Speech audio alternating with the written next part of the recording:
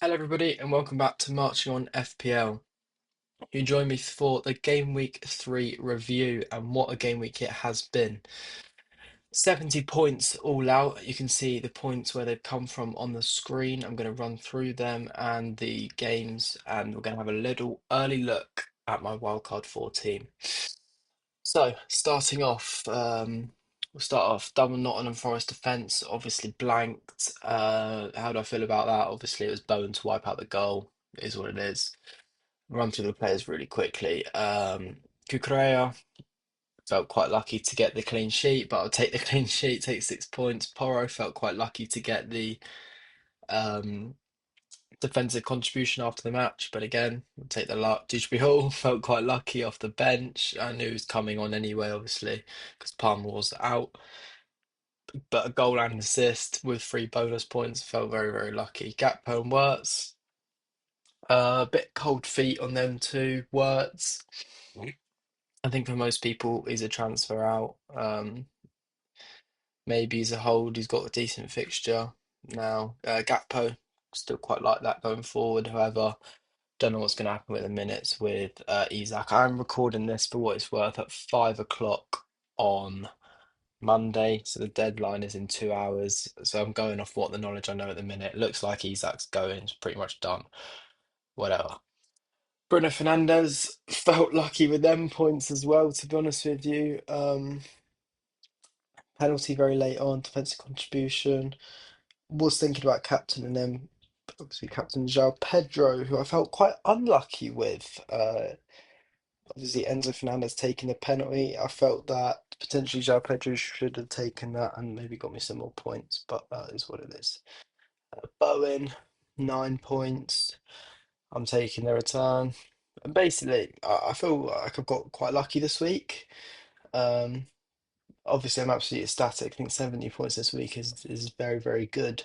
And it aligns me quite nicely just before the wild card to go and hit that as well. On the bench, Rodon, 7 points. Apart from that, all blanks. Just running through though, players I'm looking at from Chelsea. Obviously, I do this every week. The goal scorers, Enzo, João Pedro, Chalobah. Players I'm looking at from Chelsea on a wild card are Chalobah. I do like that. João Pedro, I think he's someone to think about. Maybe somebody like an Estavio.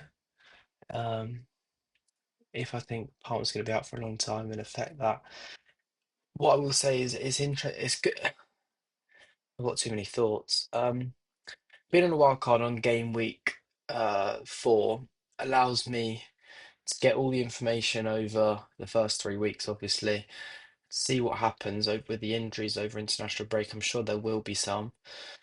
Um, and put my team in the best situation. It also allows me to get a bunch of price rises.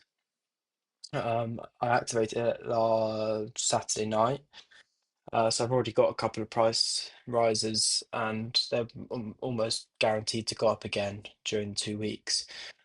One of which, like Grealish, for example, I've got him in my team. He's going to go up again probably before the deadline, so I'll get more value from him.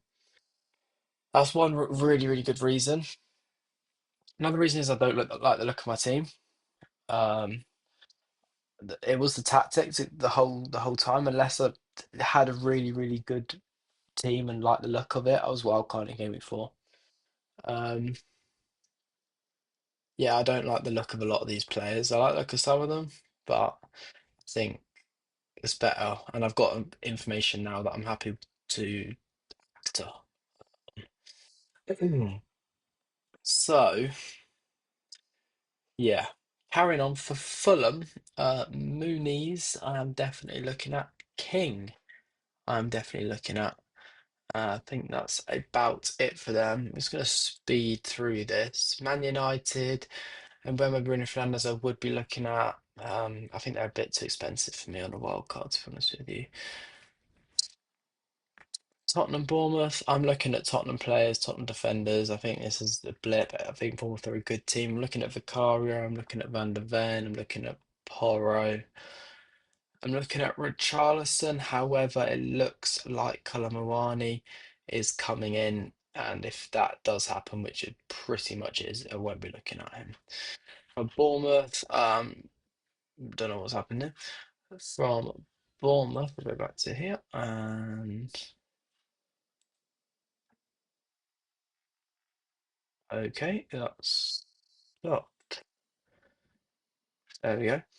Don't know what happened there. From Bournemouth, I'm looking at Senesi. I think he'll be my wild card. Petrovic potentially as well. Main ones. Semenya's a difficult one. I was looking at him. His price is a bit annoying to get to. I'll show you what my draft is in a minute, but yeah. Brentford, I'm looking at Dango. I think he will probably be on my wild card. I like him as an option going into Brentford, being their main man as a replacement for Mbeumo. I think that's about it from them two. Potentially Vandenberg. Vandenberg, sorry. Very, very good for defence contribution.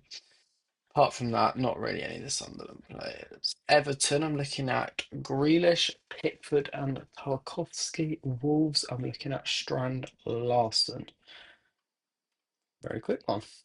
Newcastle, staying clear of them.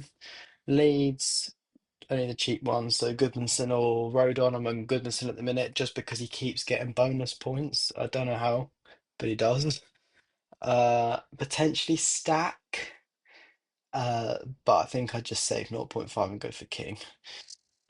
Brighton City, I'm looking at Haaland. That's one of the main reasons I want to wild card. I don't really know whether I should have Haaland and Salah or go on Liverpool and try and get basically five Liverpool players. I'll show you my thoughts in a minute. Rangers potentially I'm looking at. That's about it. Brighton, not really going with any of them. Jorginho Rutter I'd maybe be looking at if I was not on a wild card, but on a wild card, not really looking at that. West Ham players, I'm looking at Paqueta, and that's it. And even then, probably steer clear. Nottingham Forest, I'm kind of trying to steer clear, I think.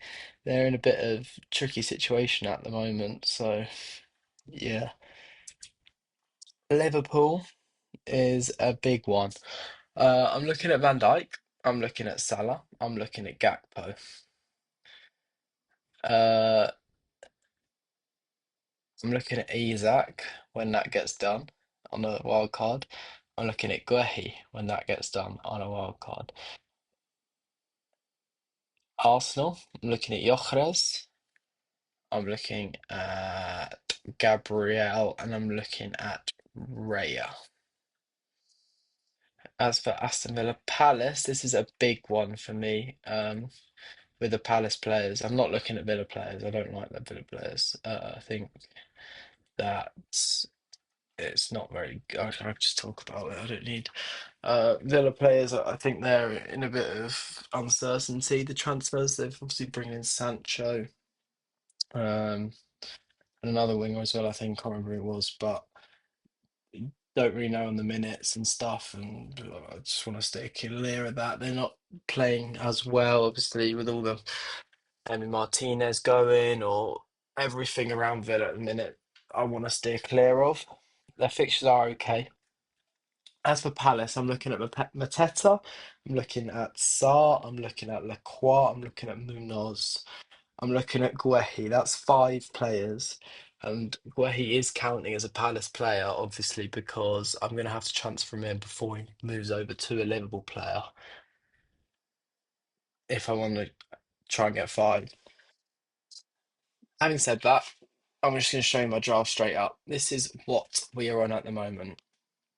Um, yeah, let me know what you think about it in the comments. Some people that I'm missing, Semenyo. Um, now I'm not too sure how to fit him in. His fixtures are good. I do like him. Obviously, Senesi the same for Gakpo, but the whole thing kind of around it is at this draft. Obviously, I think I'm going to make change the team to this before Liverpool players change over because I will have five Liverpool players and I'll see what it looks like at the end of the window.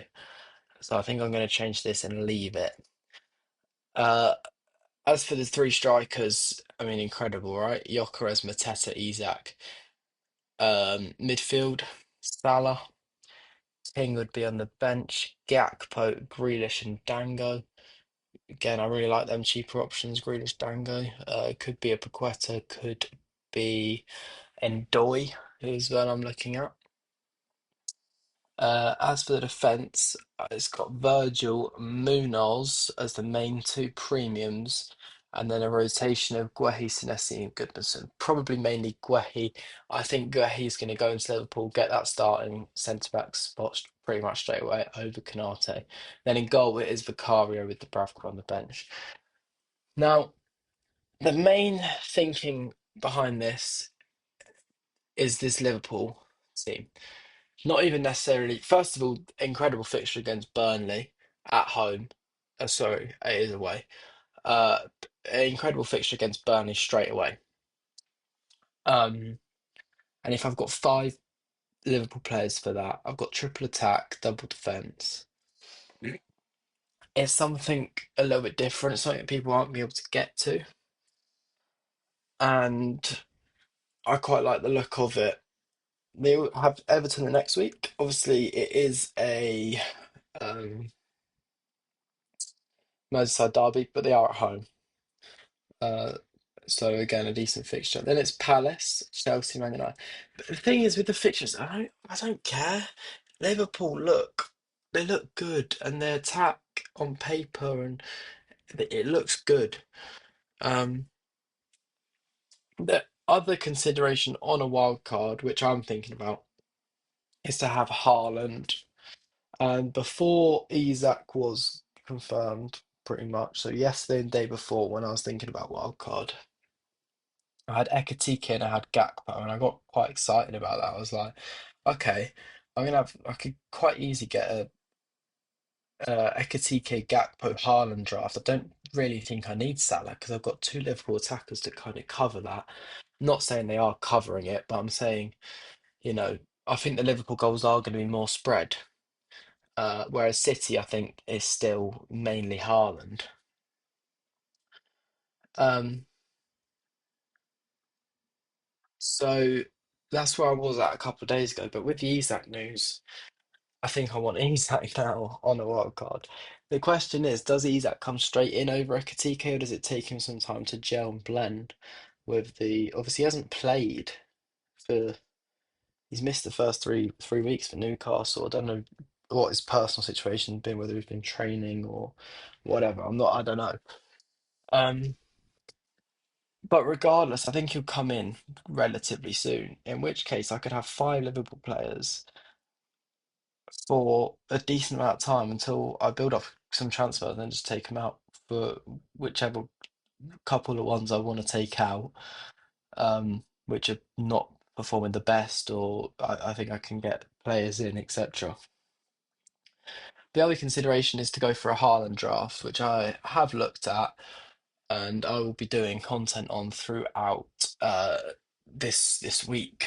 Um, it's whether to go for this style of draft and having five Liverpool players for a couple of weeks, which do quite like the look of, or to go for a Salah and Haaland draft, which again I do like the look of.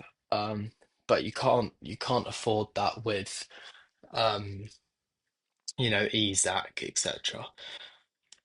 Positive about being on a wild card is I can save this draft and come back to it towards the end of the international break, because obviously we're on an international break, and I can see how this team's looking. I can see, do I think Isak's going to play? Do I think where he's going to play for Liverpool? If so, maybe I go for something like this. If not, I can change it all up again, and I can go for a Salah and Haaland draft, or a Haaland draft, or a Salah draft, whatever I'm thinking at that time. So I'm going to do something like this. I think this is the team one at the minute. The other couple maybe considerations in Doi for Dango or for Grealish. Um, this draft is missing Semenyo. I just can't really find a way. I think the only real way it would be would be to downgrade Vicario to a 4.5 keeper, in which I mean, if Martinez goes and Margot Bizot plays, as Iriola kindly told us in the press conference, if you know, you know,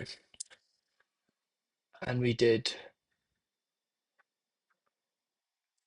Grealish and Dango, I could afford a Semenyo and Lucas Paquetá.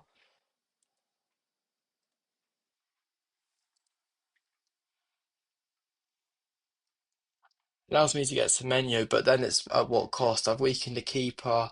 I think I've weakened another asset then in Paqueta. And Semenyo, I think he is a decent option. But he's not nailed. He's not nailed at all. You know, he's a good option for Bournemouth. Um, but like I say, I mean, the fixtures are good. The fixtures are good. Don't get me wrong. I do like the fixtures. But the other way allows me to have a better keeper in Vicario, which I really do like for the saves, for the clean sheets, bonus points. I think he'd be quite good.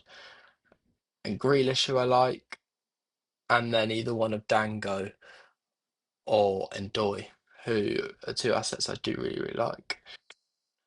So at the minute, I am on something like this. Um, Tomorrow there will be a video out of my Premier League predictions. As the obviously transfer window shuts tonight, I'm going to have a Premier League predictions video out tomorrow, and then the following day, which will be Wednesday, of course, I'm going to have some more wildcard thoughts. Obviously, the deadline will be shut then. We'll know exactly what players are. We'll know everyone's prices, and we can have some more thoughts upon that. You've been watching Marching on FPL. Please make sure to like, comment, and subscribe. Maybe leave a comment about what you are thinking. If you're in a wild card yourself, what you're thinking of Salah, Haaland, both, none, one of them. Do you like the idea of going for a five Liverpool? Let me know. And I will see you in the next one, guys. Thank you very much for watching. Adios.